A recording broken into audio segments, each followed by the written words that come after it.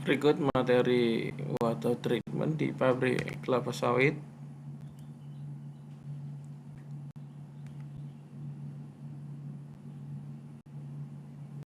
Jadi sumber air itu ada dua, air permukaan, air tanah. Air permukaan itu sungai, kolam, laut. Air tanah, sumur mata air.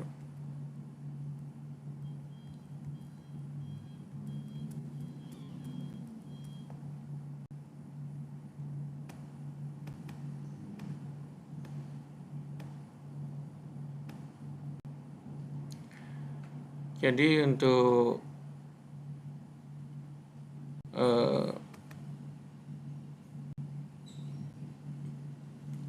di sini di dalam air ada padatan tersuspensi yang dilakukan external treatment, padatan terlarut ini dengan internal treatment, ada gas terlarut.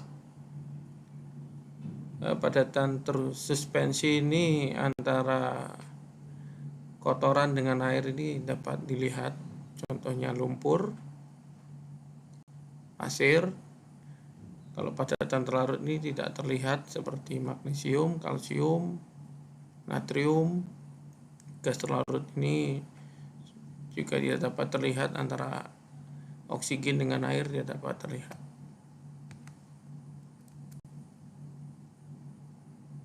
Ini padatan tersuspensi, tanah, lumpur, ganggang, endapan besi. Turbidity meter ini alat ukur kejernihan, bisa NTU, FTU. Semakin kecil semakin jernih, semakin besar semakin kotor. Di 1 NTU lebih bersih daripada 3 NTU.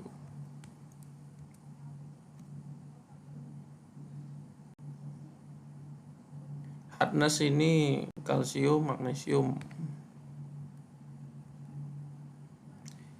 Untuk yang terlarut, contohnya ini kalsium, magnesium bersih.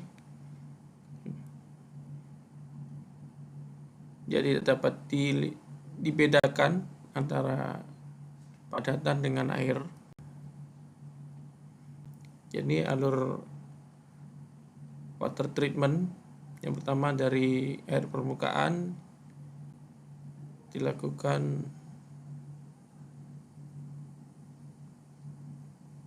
keukulan dulu sebenarnya ini. Keukulan, baru flokulan, baru filtrasi dan air bersih. Keukulan ini menambahkan alum, dia seperti magnet. Jadi alirannya harus turbulensi. Dia harus menabrak ke sana ke sini agar kotoran terikat menjadi gumpalan lebih besar. Perlu dilakukan flokulan dengan menambahkan bahan kimia flokulan, flok. Jadi dia seperti jaring laba-laba. Kotoran yang sudah membesar tambah besar lagi, terikat menjadi flokulan dan diendapkan di clarifier.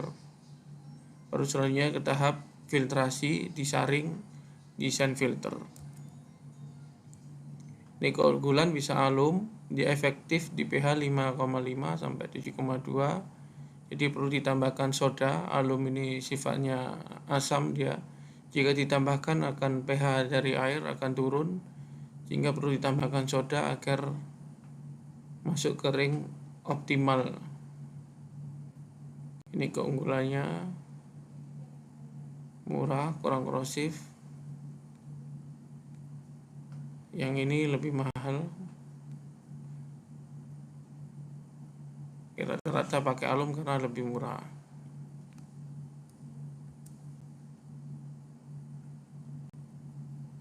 pH koreksi ini maksudnya soda as. Jadi karena keunggulan alum ini sifatnya asam, maka perlu ditambahkan soda biar masuk ke pH 5,5 sampai 7,5. Soda as, caustic soda. Caustic soda mahal, yang murah soda as.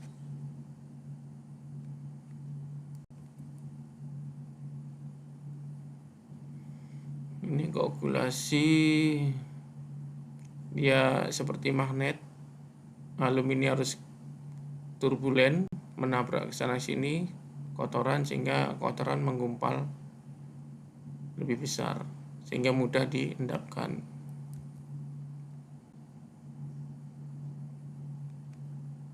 Oke, ini proses koagulasi. Baru fokulan. Fokulan ini seperti jaring laba-laba, dia dari endapan yang besar dari koagulan dikasih flokulan lebih besar, sehingga di sini harus laminer karena dia seperti jaring laba-laba, tidak boleh turbulen, maka bentuknya membesar, kecepatannya menurun, menyebabkan aliran laminer. Jadi di sini lebih kotoran bisa terendapkan di bawah, naik ke atas, turun ke bawah, naik ke atas, bisa lebih jernih.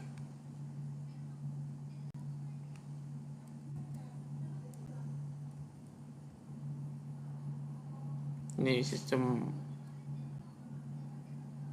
koagulasi, harus turbulen, dia semakin kecil, makin membesar, makin besar dia semakin magnet. Minus plus ini adalah kotoran, ini adalah koagulan, sehingga endapan makin besar.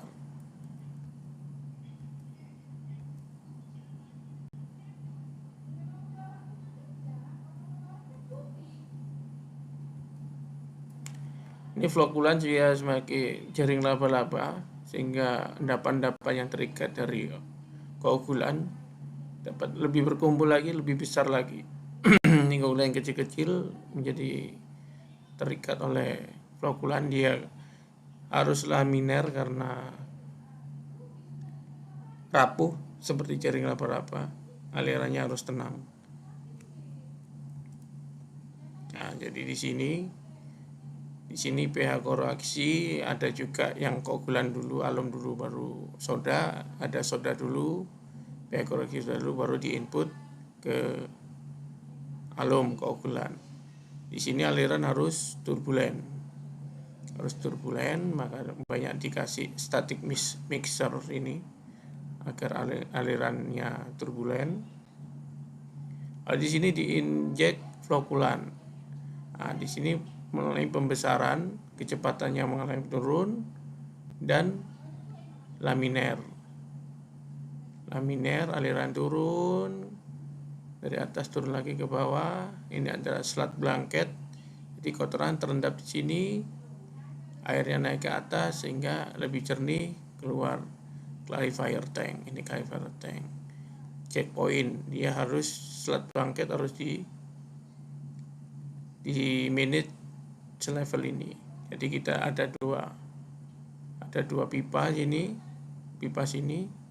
Jika di sini airnya kotor, berarti slat blanketnya udah tinggi, maka di sini di drain, buang slat blanket sampai di sini pipa, ada pipa valve drain, kondisi bersih, berarti slat blanketnya udah di bawah level ini, drainnya tutup. Jadi slat blanket ini berfungsi sebagai filtrasi juga, jadi tidak boleh habis, harus ada terus. Nah, ini cara kerja yang sampai flokulan sehingga airnya bersih, sini bisa sampai 3 NTU kejernihannya.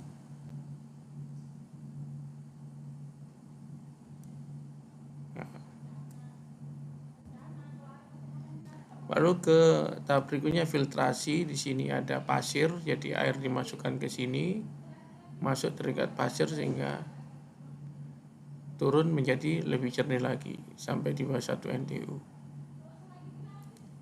Lakukan backwash. Backwash ini berfungsi, di sini ada kotoran-kotoran, ditembak air dari bawah keluar, ini masuk ke pembuangan. Jadi backwash membuang kotoran yang sudah tersaring menjadi bersih. Setelah di backwash baru turun lagi.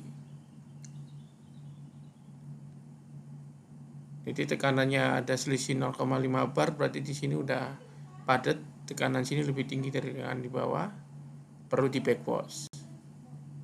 Backwash sampai jernih, baru dioperasikan lagi. Masukkan lagi air yang dari clarifier tank masuk ke sini, disaring menggunakan pasir silika lebih bersih.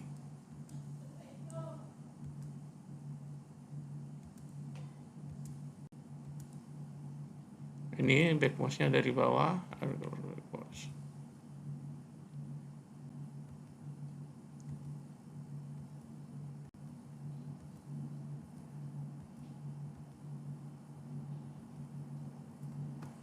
Pasir silika, jar tes, injek dosis,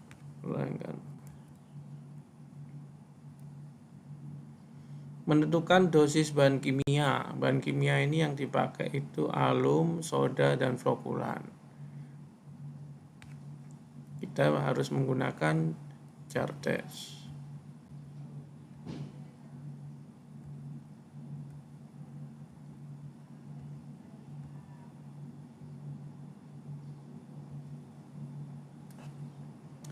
Kita harus buat larutan dulu. 0,5 gram dilarutkan ke 500 mg. Jadi dalam 1 mili ini ada 0,01 gram alum atau 1000 ppm ya. 1000 ppm dalam 500 mili. Jadi 1 milinya itu 2 ppm. 1 milinya 2 ppm.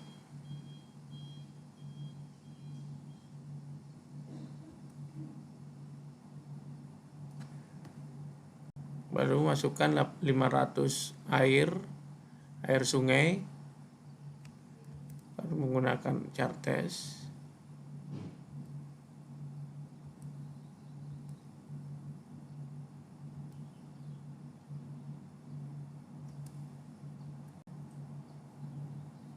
Masukkan soda, masukkan 15 mili alum, berarti dia kali 2 30 ppm, 32 ppm, 34 ppm, 36 ppm. Lalu cari air yang bersih berapa. Flokulannya 0,1 ppm. 0,1 mili berarti 0,2 ppm.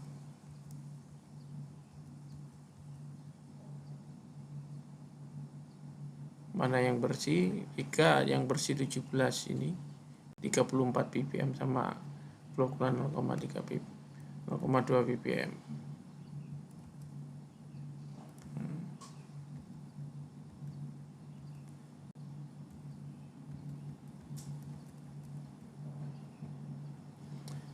Jadi di aplikasi ke lapangan berapa kilo? Misalkan tadi 34 ppm, fluoridnya ini rata-rata misalkan pabrik 60 ton per jam, dia pakai kebutuhan airnya anggap 0,9 per ton TBS, 0,9 meter kubik per ton TBS, jadi diperlukan fluoridnya sekitar 550 meter kubik per jam kali jam olah. Anggap pabrik 20 jam olah per hari, makanya jika 34 ppm dikali 50.000 liter ini ya, karena 1 juta 50 meter kubik sama dengan 50.000 liter dikali 20 jam jadinya 1000 dibagi sejuta kali sejuta dibagi juta dapat 34 kilo alum. Begitu juga flokulan 0,2 dapat 0,2 kilo alum. Fluorid ini berubah-ubah tergantung kebutuhan pabrik 30 ton per jam, fluoridnya mungkin perlu 20 meter kubik per jam.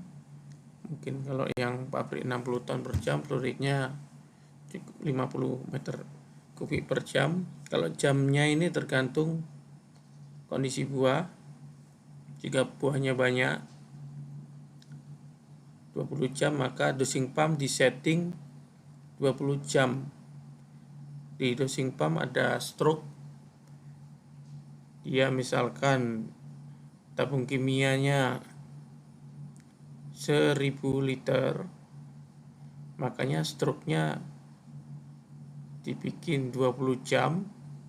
1000 liter habis dalam waktu 20 jam itu, jadi settingan dosing pumpnya dibuat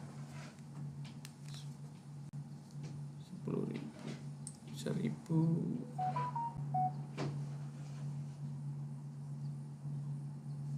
dibagi 20 jam dibuat 50 liter per jam. Settingan dosing pumpnya disetting 50 liter per jam sehingga bahan kimianya habis dalam waktu 20 jam. Itu cara aplikasi hasil dosing jar test ke WTP, water treatment plant.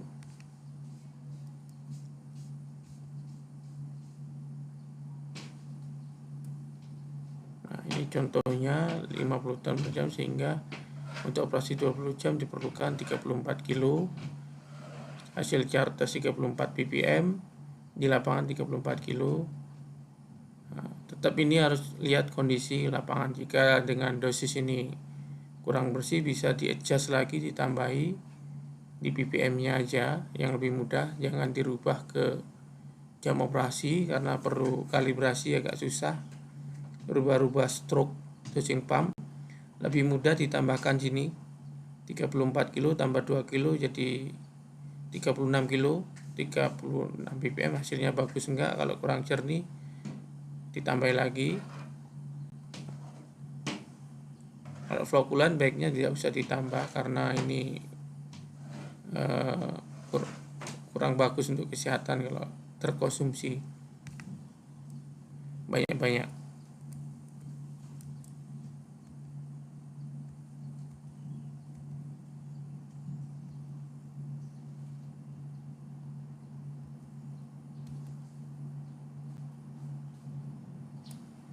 Pertahankan slat blanket. Jadi slat blanket ini dipertahankan setengah atau 3/4.